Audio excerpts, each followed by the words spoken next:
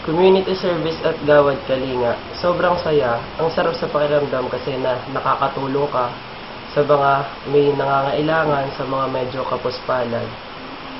Ayun, parang sobrang minsan ko lang makatulong na parang ang damot ka pala na hindi pa ako gagawa ng mga ganitong bagay kung hindi pa parang kailangan na requirement, sabihin nung prof na gawin yun. Parang hindi ko sinishare yung blessings ko na marami yun pala na marami palang nangangailangan. Sobrang swerte ko pa din dahil ganito yung natatabasan kong buhay. Community service sa Gawad Kalinga.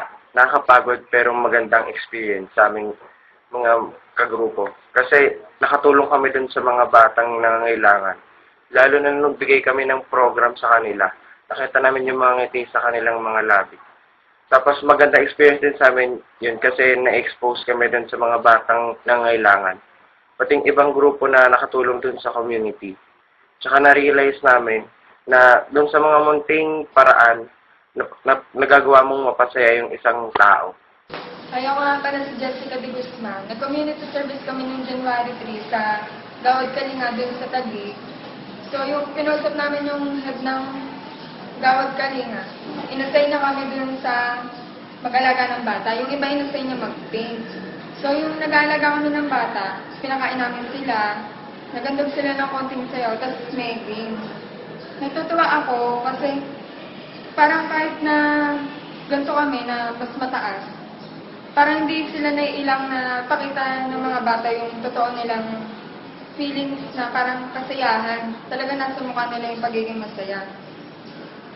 Natutunan ko doon na hindi binabasa ang kasiyahan ng isang tao sa pagiging mas angat o mas mababa. Kasi kahit sa simpleng paraan.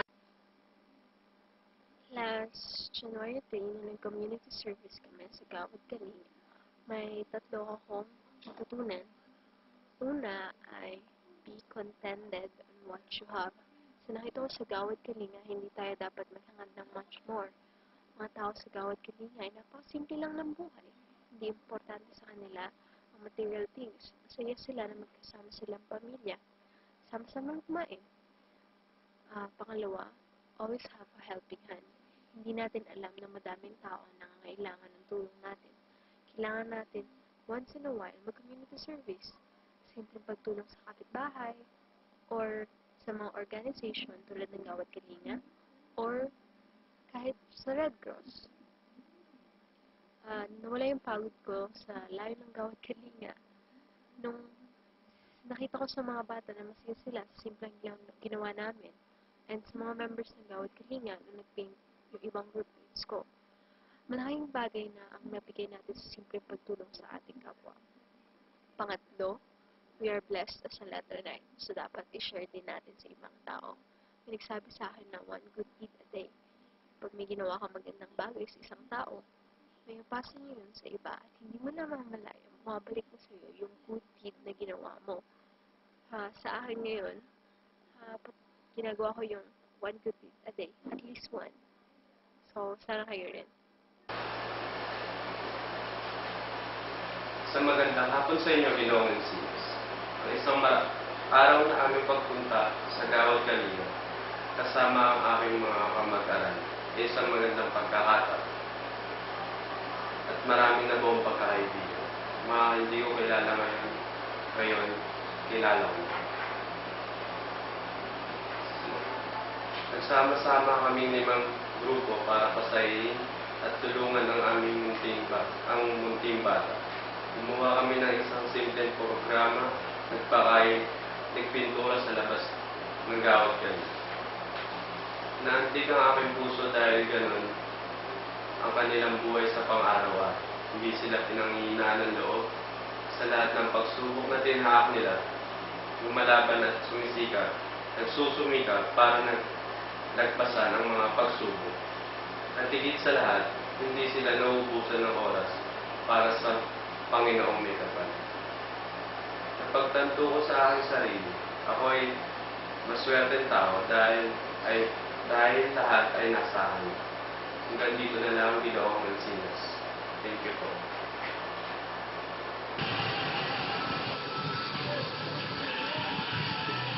Ang mga may sigigay hindi ba ang aking iwan? kahit masasaya sila, nakakatamasa rin pa sila ng kalungkutan. Ang GK or Gawad Kalinga ay ang pabahay ng mga galing sa donation. Ibigay kami ng maliit na programa sa mga bata. At ang sobrang saya ko kasi napasaya namin ng mga bata. Huwag masasayahin, bukain, alimpado. Pero sa kabila ng kanilang pagiging masaya, may bahid pa rin kalungkutan. Kaya naisip ko na bless pa rin tayo. Kasi nakakapasok tayo sa magandang paaralan, nakuha natin kung ano gusto natin. At may mga sarili tayong mahal. Sa kanila, oo, sarili nila na lang bahay. Pero bigay lang sa kanila yun. Pabahay yun ng GK na kailangan pa ng mga requirements bago nila makuha. Kaya dasal lang tayo kay God para bless mo tayo lagi para makuha natin kung ano kailangan natin. At mag-thank you din tayo kasi kung ano minibigay niya sa atin. Yun lang, thank you.